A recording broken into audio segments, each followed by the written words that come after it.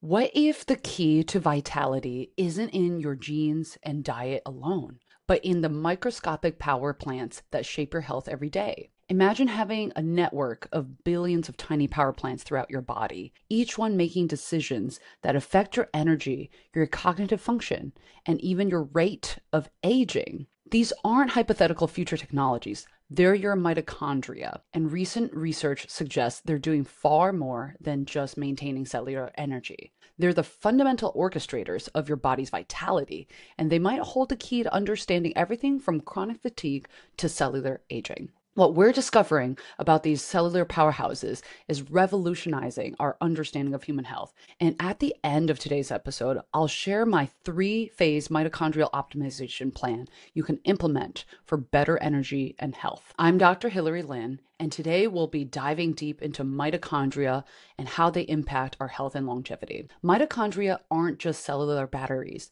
They're sophisticated command centers orchestrating your body's entire energy use, repair systems, and even lifespan. Today, we're exploring what leading researchers are calling the mitochondrial decade. Leading researchers have called the last decade the mitochondrial decade, an unprecedented period where breakthrough discoveries about these remarkable organelles are transforming our approach to health and longevity. In fact, when I was in medical school, we barely talked about the mitochondria, just about a few congenital conditions we knew were tied to mitochondria, but we really didn't go into how it impacts the rest of our health, and that is a travesty. You might remember mitochondria as the powerhouse of the cell from your biology coursework. We now know that they're a bit more sophisticated. They make crucial decisions about when to create energy, when to trigger repair processes, and even when a cell should die. The story of mitochondria begins roughly 2 billion years ago with what biologists consider one of the most pivotal events in life's history. Imagine a primitive cell, let's call it the host, encountering a bacteria that had mastered something remarkable: the ability to use oxygen to produce energy efficiently. Instead of destroying this bacteria, as cells typically would, the host cell formed a partnership. Think of it like one company acquiring a revolutionary energy startup. But instead of a business merger, this partnership was a biological permanent merger, with the bacteria evolving into what we now call mitochondria. This ancient partnership exists in virtually every cell in your body today, and it's far more sophisticated than we once thought.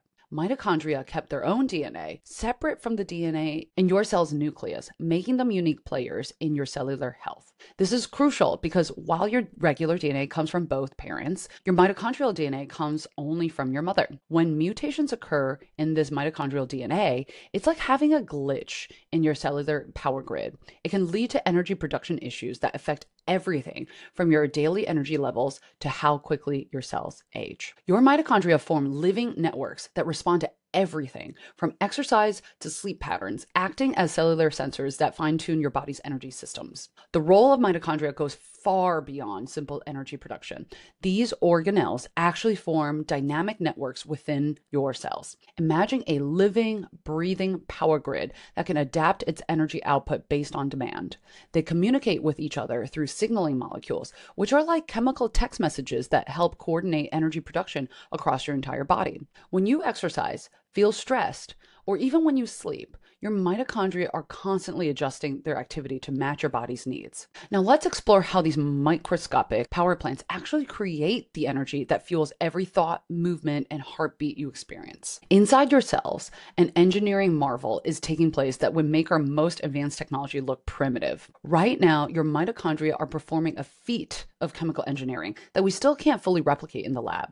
While we often simplify this as burning calories, what's actually happening is a precise series of chemical reactions that makes the most sophisticated manufacturing process look crude by comparison. Let's put this in perspective. Most car engines operate at about 25% efficiency, meaning 3/4 of the fuel energy is lost as heat. Your mitochondria, through a process called oxidative phosphorylation, can achieve efficiencies of up to 40% under normal conditions. In some specialized cases, components of this system, like the ATP synthase enzyme, can operate at even higher efficiencies. This isn't just a curiosity, it's essential for life itself. Consider your brain. A typical brain cell contains several hundred to 1,000 mitochondria.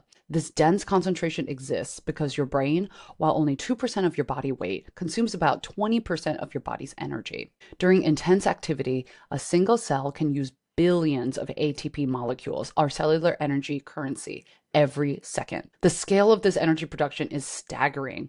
Your mitochondria produce and recycle roughly your body weight in ATP every day. But what makes this system truly remarkable isn't just its efficiency, it's its adaptability. Recent research has revealed that mitochondria aren't just floating around randomly in your cells. They can physically move to areas of high energy demand and even fuse together to share resources. During intense exercise, mitochondria in your muscle cells create power-generating networks to sustain energy production. When you're solving a complex problem, mitochondria in your brain cells form similar networks to meet the increased energy demand. This brings us to a crucial insight about health and aging. Mitochondrial function is not fixed. Think of your cellular energy system as a city's power infrastructure. So just as a city's energy efficiency depends on both the quality of its power plants and how well they're networked together, your cellular energy depends on both individual mitochondrial health and their ability to form effective networks. The key difference? Your cellular power grid can actually grow stronger or weaker based on your daily choices. Recent research has shown that declining mitochondrial function precedes many age-related diseases. But here's the exciting part. We're discovering that this decline isn't inevitable. In fact, specific lifestyle interventions can enhance mitochondrial function, potentially slowing or even reversing some aspects of cellular aging. And that's what we're going to explore later in this episode, the concrete steps you can take to optimize your cellular power plants for better energy, clearer thinking, and healthier aging. The inheritance pattern of mitochondria has given us one of the most powerful tools in human genetics. While your nuclear DNA comes from both parents, mitochondrial DNA, a compact genome of just 37 genes, comes exclusively from your mother. This unique pattern of inheritance has helped solve some of history's most compelling mysteries. Take the case of the Romanov family, Russia's last royal dynasty. In 1918, Tsar Nicholas II, his wife Alexandra, and their 5 children were executed, their remains hidden in an unmarked grave.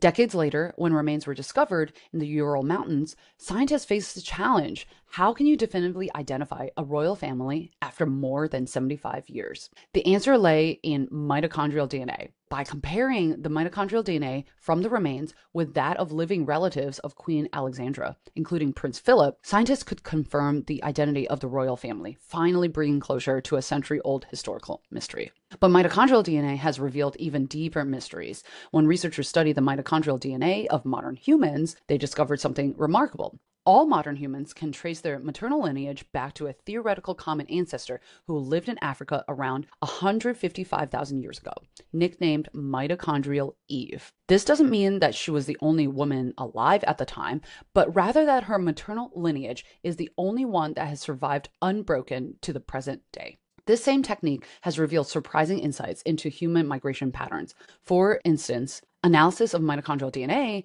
helped prove that humans left Africa in multiple waves, not just one major exodus. It's even helped us understand the interbreeding between ancient humans and Neanderthals, showing that while nuclear DNA mixing occurred, Neanderthal mitochondrial DNA did not persist into modern human populations. So, no matter how much we joke, we don't have any living relatives who are Neanderthals. But the implications of mitochondrial inheritance go far beyond historical detective work. In modern medicine, understanding this inheritance pattern has become crucial for diagnosing and treating mitochondrial diseases. When a patient presents with symptoms of mitochondrial dysfunction, which can range from chronic fatigue to serious neurological conditions, tracing the maternal family history and analyzing mitochondrial DNA can be a key to diagnosis. What makes this system particularly fascinating is its dual genetic control. While you inherit mitochondrial DNA exclusively from your mother, the cell's energy production depends on a precise dance between this mitochondrial DNA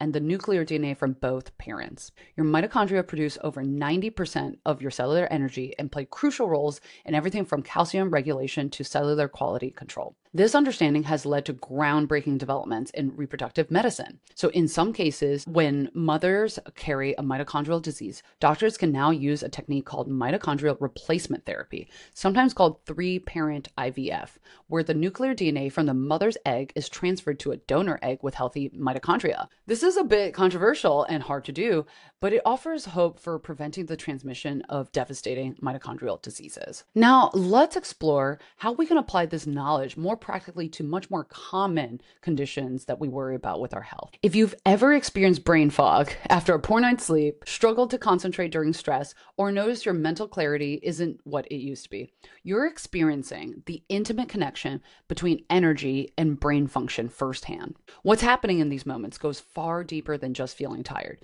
It reflects the complex relationship between your brain cells and their power generating machinery, the mitochondria.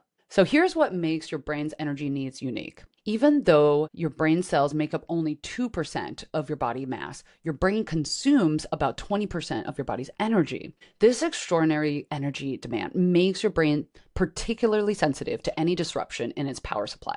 So think of it like a city where one district, a small but crucial one, requires a fifth of the entire power grid's output. If anything goes wrong with the power generation, this district feels it first and feels it hard. Now let's connect this to something many of us worry about: cognitive decline and brain aging. We're discovering that many conditions affecting the brain, from daily mental fatigue to serious neurodegenerative diseases, might share a common thread in mitochondrial function. Take Alzheimer's disease, for instance. We used to focus almost exclusively on its visible hallmarks, the accumulation of proteins called amyloid beta that form plaques, and the tangled proteins called tau inside neurons. But here's what's fascinating. We're finding that mitochondrial dysfunction might actually be orchestrating this entire cascade. When mitochondria falter, they don't just drop the ball on energy production. They actively contribute to the buildup of these toxic proteins and the breakdown of connections between brain cells. Think of your brain's mitochondria like a maintenance crew for complex building. When they're functioning well, they help clear out cellular debris, including those problematic amyloid proteins, maintain proper communication lines between neurons, and even support neurogenesis. That's the birth of new brain cells. This is a process that's crucial for maintaining cognitive function throughout our lives. When this maintenance crew gets compromised, problems start accumulating at multiple levels. The story gets even more interesting with Parkinson's disease. There's a gene called PINK1 that acts like a quality control inspector for mitochondria. Its job is to flag damaged mitochondria for recycling. This is a process called mitophagy, literally the eating of mitochondria. And when this gene malfunctions, it's like losing the maintenance crew that identifies and removes faulty power generators. The result? A gradual accumulation of damaged mitochondria that particularly affects brain regions controlling movement. This understanding extends to mood disorders like depression and anxiety, conditions we used to think of purely in terms of chemical imbalances in the brain. We now know that mitochondrial health plays a crucial role here too. Scientists use the term mitochondrial allostatic load to describe something I see often in my practice: the cumulative wear and tear on our cellular power plants from chronic stress. It's like running a power station at max capacity for way too long. Eventually, the efficiency will drop and problems start cascading. But the good news is your brain's mitochondrial function is not fixed. We're discovering multiple ways to influence it. As a sneak peek into what we're going to discuss at the end of the episode, exercise promotes what we call mitochondrial biogenesis, the creation of new mitochondria, essentially upgrading your brain's power grid. Your gut microbiome, the trillions of bacteria living in your intestines, can influence your brain's mitochondrial function through molecular signals that travel what we call the gut-brain axis. Regular sleep patterns support mitochondrial repair processes, which is why disrupted sleep can have such profound effects on mental clarity. So for those of us interested in maintaining long-term brain health, this new understanding suggests proactive approaches. The same strategies that support daily mental clarity may help protect against both psychiatric conditions and neurodegenerative diseases by maintaining mitochondrial health. And yes, indeed, mitochondrial health also affects our mental health. So by protecting our mitochondria, we can actually feel better and have better moods overall. If you thought the brain's energy demands were impressive, wait until you hear about your heart. So our heart is this incredible organ that beats about 100,000 times per day, every day, without a moment's rest. It's like running a marathon every 24 hours for your entire life. And behind every single heartbeat is an intricate dance of the mitochondria. Your heart cells contain more mitochondria than almost every other cell type in your body. They take up about 35% of each cardiac cell's volume. To understand why, consider this. Your heart uses as much energy in 3 days as it would take to drive a car from coast to coast.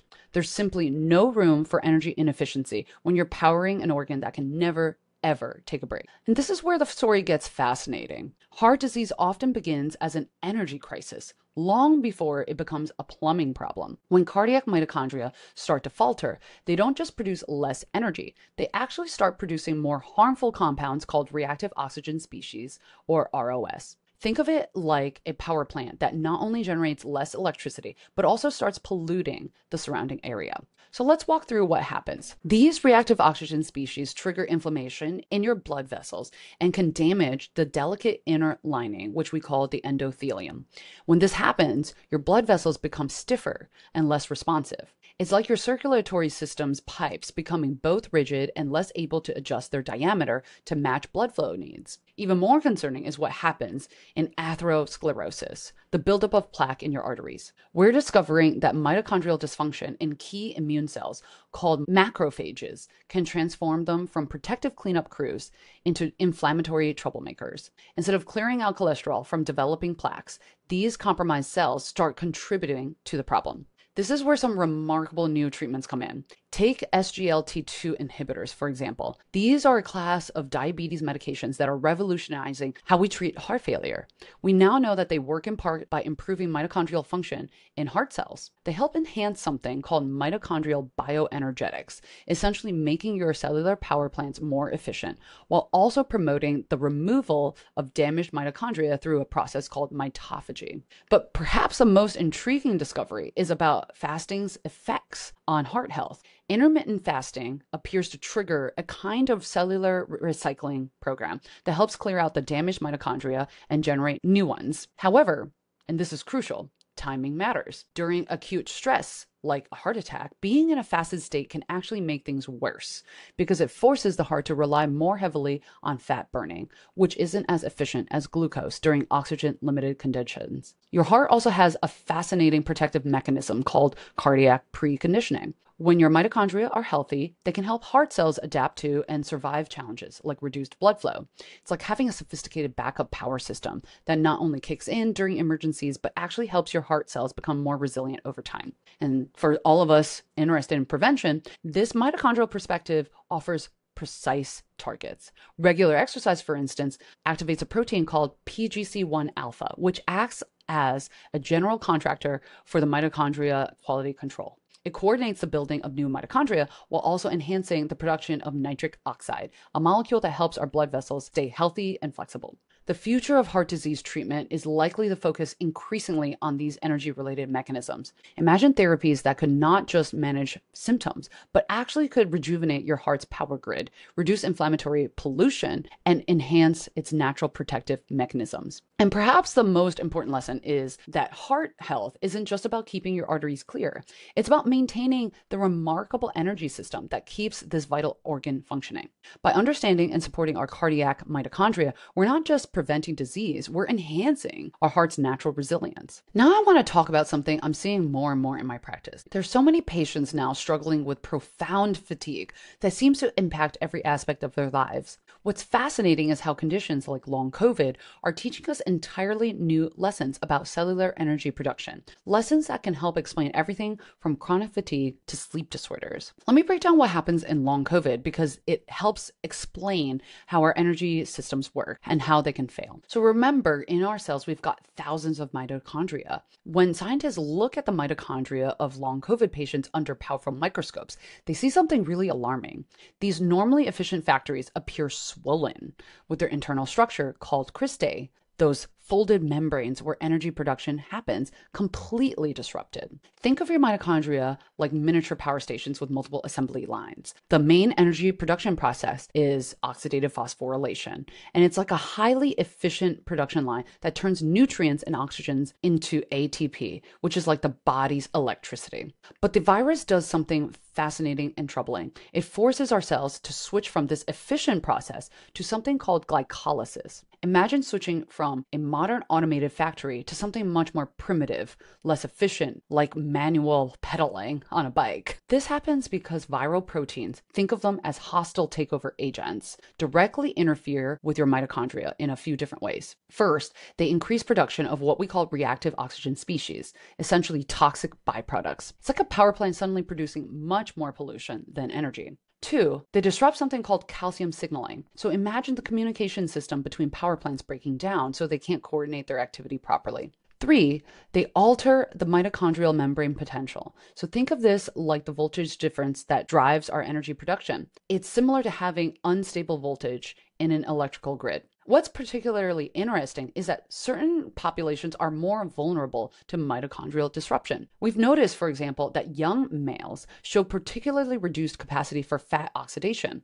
Their cellular power plants struggle to use fat as a fuel source effectively. And people with pre-existing mitochondrial disorders are like cities with already fragile power grids when a storm hits. Now let's connect this to sleep, something that we all need that many of us shortchange. Recent research has revealed that poor sleep quality directly reduces something called mitochondrial DNA copy number. Your mitochondria have their own DNA separate from your cell's nuclear DNA, remember, and you need enough copies of this DNA for efficient energy production. When you don't get enough quality sleep, it's like trying to run a city with fewer power plants. There's just less capacity to generate the energy your cells need. This creates what we call a vicious cycle in many chronic fatigue conditions. Mitochondrial dysfunction leads to reduced energy production. This fatigue affects sleep quality. Then the poor sleep further impairs mitochondrial function, and something called mitophagy, the cell's ability to remove and recycle damaged mitochondria, becomes impaired. This is a terrible vicious cycle that we need to cut in half. When patients come to clinics looking for help, we look for several key markers. We can look at their oxidative phosphorylation capacity, so how efficiently their cells can produce energy. Also, their mitochondrial membrane potential, which is the voltage difference driving energy production, and oxidative stress levels, so those are toxic byproducts that can damage cellular machinery. And finally, mitophagy function, how well cells can clear out damaged mitochondria. This is only done in specialized labs most often because much of this is still at research phase. So what's fascinating about all of this is how these mechanisms overlap in many different conditions. So whether we're looking at long COVID, chronic fatigue syndrome, or sleep disorders, we often see similar patterns of mitochondrial distress. Each condition might damage the system in slightly different ways, but they all affect the same fundamental energy producing machinery. But the good thing is, understanding these mechanisms opens up new possibilities for treatment. Let's explore how we can apply all of this knowledge to practical strategies for supporting your cellular energy production. After working for decades in medicine, I've learned that the most powerful interventions often combine cutting-edge science with practical everyday habits. When it comes to mitochondrial health, the research has given us extraordinary tools. So let's walk through some of what I consider our most powerful strategies for upgrading our cellular power plants. Our most potential mitochondrial medicine is exercise. But here's where it gets fascinating. Different types of movement actually impact our mitochondria in different ways. So when you do high intensity interval training, or HIIT, you're activating a protein called PGC1 alpha. Think of it as your body's general contractor for mitochondrial construction. This triggers mitochondrial biogenesis, literally building new power plants in your cells. We also have seen in research that sprint interval training is remarkably efficient, so about 2.3 times more effective than just regular HIIT at increasing mitochondrial content. It's like hitting a turbo boost button on your power plant construction. Traditional cardio helps improve the efficiency of existing mitochondria, like fine-tuning your current power plants, while strength training increases mitochondrial density in muscle tissue. It's like adding mini power plants to every muscle fiber. But, and I emphasize this strongly to my patients with fatigue conditions, more isn't necessarily always better. Your mitochondria need a sophisticated cleanup process, that mitophagy process we've discussed, where damaged components are recycled. This is where recovery becomes essential. Now let's talk about sleep. Sleep is your mitochondrial maintenance crew's working hours. So during quality sleep, our cells activate proteins like DRP1 and NNFM2. These are quality control inspectors that identify and remove damaged power plant components. The timing of this maintenance is crucial. And because of that, it's important to maintain a consistent sleep-wake cycle. Your maintenance crew needs regular hours. You also want to have a cool, dark sleeping environment because these are optimal conditions for cellular repair. And getting morning sunlight exposure helps you set your maintenance schedule with your circadian rhythm. And finally, avoid bright blue light before bed so that you don't confuse your mitochondrial circadian rhythm. Related to our circadian rhythm is time-restricted eating. The timing of our eating can also help enhance our mitochondrial function. The key findings from research show that it can be helpful to eat during your active phase. That's typically what we call daytime, when we're awake, and that helps maintain proper mitochondrial rhythms. Even short periods of time-restricted eating can protect against cellular stress. It can help maintain metabolic flexibility, your cell's ability to switch between fuel sources, and the benefits are more pronounced when aligned with your circadian rhythm. I struggle with this all the time because I tend to eat very little in the first half of my day, and then I concentrate my eating in the second half. It's something I've been actively tried to change, but it's really, really hard when you live in a night-focused city such as New York City. Another really interesting fact is that your mitochondria respond remarkably to temperature changes. So mitochondria are like sophisticated thermal engines that can be optimized through strategic exposure to both heat and cold. While our ancestors got this naturally through their environment, we now need to be more intentional about it. Let's talk about heat exposure. A good sauna session, whether traditional, infrared, or steam, can increase your mitochondrial respiratory capacity by nearly 25%. That's comparable to what you might achieve with focused exercise training. It's almost like cheating. When you spend time in a sauna, preferably at temperatures between 170 to 200 degrees Fahrenheit, which is 76 to 93 degrees Celsius for traditional saunas, you're essentially running a mitochondrial enhancement program. What's happening is the heat stress triggers your cells to produce heat shock proteins, which act like cellular repair crews. Your mitochondria respond by becoming more efficient at producing energy, and you can even stimulate the creation of new mitochondria. Cold exposure, on the other hand, creates a different type of adaptation. So whether you're doing cold plunges between 50 to 60 degrees Fahrenheit, taking cold showers, or practicing winter swimming, you're enhancing mitochondrial efficiency in a unique way.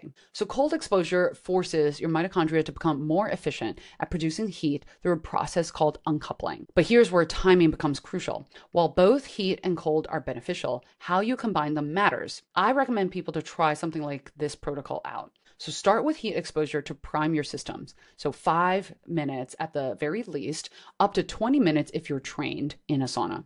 Follow that by cold exposure, 1 to 3 minutes in cold water. So with beginners, you want to start with shorter durations and work up gradually. It's really important to listen to your body's response. One important caveat is you want to avoid cold exposure immediately after intense exercise if building muscle is your goal. The cold can temporarily suppress some of the signals that trigger mitochondrial growth and muscle adaptation. However, if recovery is your priority, strategic cold exposure can help reduce inflammation and oxidative stress. If you're just getting started, I suggest a gentle progression. You can start with warm to cool contrast showers, then graduate to sauna sessions, and then introduce brief cold exposures, such as with a plunge or a cold shower, and then finally combine both in a session. This sounds really intense, but remember, our ancestors dealt with temperature contrast regularly. We're just recreating these beneficial stressors in a controlled way to optimize our cellular power plants. Now, finally, let's talk about nutrition. Your mitochondria need specific nutrients to function optimally. So think of these as premium fuel and maintenance materials. The essential nutrients include CoQ10, so that's premium fuel for your cellular engines. There's also alpha lipoic acid, which is like cleanup crew for oxidative stress. Then there's NAD plus precursors, which maintain cellular energy currency, and omega-3 fatty acids, which support mitochondrial membrane health. Then we have GlyNAC, which is glycine and N-acetylcysteine, which reduce oxidative stress, and various B vitamins, which are essential cofactors for energy production. Related to all of these are emerging compounds that help support mitochondrial health. For example, urolithin A promotes efficient mitophagy. We also have spermidine, which maintains mitochondrial protein quality, and MitoQ and MitoVite E are precision targeted antioxidants. Now let's talk about the three-phase implementation approach that I typically recommend to anyone who wants to get started with supporting their mitochondrial health. For the first phase, this is the foundation phase, 4 to 6 weeks. You want to start by establishing consistent sleep-wake cycles. This is key. Then you want to begin appropriate exercise based on your current capacity. So if you're already pretty trained, you can hit the ground running. However, if you're not somebody who's used to exercise, maybe start with walking. You want to ensure basic nutritional support at this time. So just focus on getting a balanced diet. You don't have to worry about any supplements right now. Get enough veggies, get enough omega-3s through fatty fish or from plant sources, and make sure you're getting enough protein. And if appropriate for you and your health, start with some time-restricted eating. I typically recommend to most people that 12 hours is fine. And the real key is try to follow your circadian rhythm. There are benefits to this, although I know it can be hard. The second phase is what I call the enhancement phase, and this can take 2 to 3 months. This is when you want to implement more strategic exercise timing, so move it to the earlier part of your day in most cases. You also want to add targeted supplements, which I'm not going to specify for everyone because it's going to be different depending on you. You'll do this based on your individual health needs. You'll want to tune up your sleep environment. So remember, we're maintaining a consistent sleep schedule, but now you want to make sure that everything about your sleep environment is perfect as much as you can. So make sure that it's cool, make sure your pillow, your mattress, your blankets are optimized and it's dark, or you wear eye covers. Then you might also want to introduce some sauna therapy. So temperature contrast therapy is so important and it's really relaxing. And fine tune those eating windows. Stick to the 12 hours if that's all you can do, or maybe try to move it to 8 hours of eating during the daylight hours. Finally, if you get to this phase, there's the advanced optimization phase. This is where you want to ramp up your exercise intensity even more and layer in some more advanced compounds such as supplements we discussed, and optimize the timing of all your interventions, add in hormetic stressors strategically, so more sauna, different types of exercise, and implement regular monitoring and adjustment. Work with a doctor who has experience with detecting the biomarkers affected by mitochondrial health. For people who are dealing with specific conditions like long COVID or chronic fatigue syndrome, we might need a modified approach. I would start with the mitochondrial zone training. You can use heart rate monitoring, such as with a watch or ring,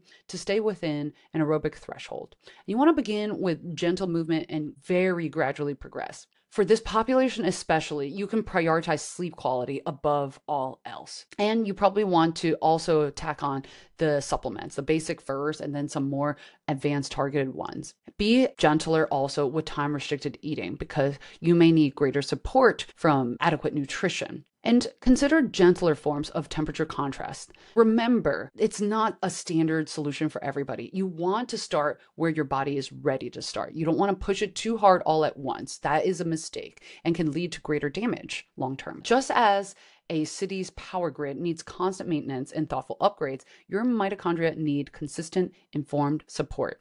And the key really is matching these interventions to your current mitochondrial capacity while ensuring proper recovery. So whether you're an athlete looking to optimize performance or someone recovering from fatigue, success lies in finding the right balance of stress and recovery for your cellular power grid.